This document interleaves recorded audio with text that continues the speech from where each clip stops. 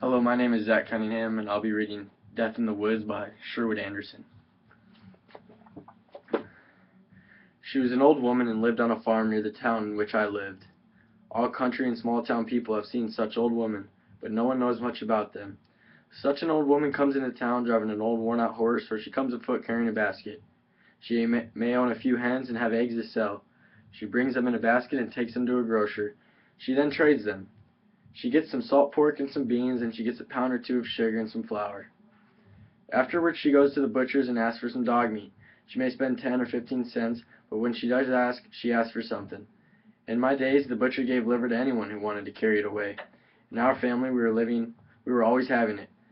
Once one of my brothers got a whole cow's liver at the slaughterhouse near the fairgrounds. We had it until we were sick of it. It never cost us a cent. I've hated the thought of it ever since, though. The old farm woman got some liver and some soup bones. She never visited with anyone, and as soon as she got what she wanted, she lit out for home. It made quite a load for such an old body. No one gave her a lift. People drove right down the road and never noticed an old woman like that. There was such an old woman used to come into town past our house one summer and fall when I was sick, which was called inflammatory rheumatism. She went home later carrying a heavy pack on her back. 2 or 3 large, gaunt-looking dogs followed at her heels. The old woman was nothing special. She was one of the nameless ones that hardly anyone knows, but she got into my thoughts. I've just suddenly know, after all these years, remembered her and what happened. It is a story. Her name was, I think, Grimes, and she lived with her husband and son in a small unpainted house on the bank of a small creek 4 miles from town. The husband and son were a tough lot. Although the son was but, I think, 21, he had already served a term in jail. It whispered about that the woman's husband stole horses and ran them off to some other country. Now and then, when a horse turns up missing, the man had also disappeared. No one had ever caught him. It's a myth to this day. Once when I was loafing at Tom Whitehead's livery barn, the man came there and sat on the bench in front.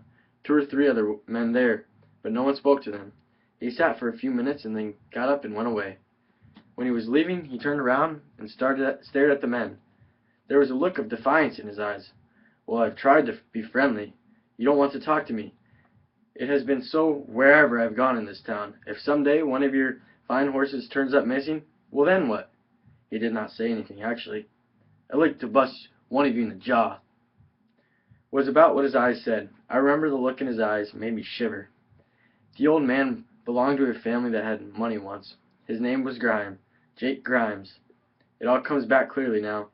His father, John Grimes, had owned a sawmill when the country was never and had made money. Then he got drinking and running after women. When he died, there wasn't much left. Thank you.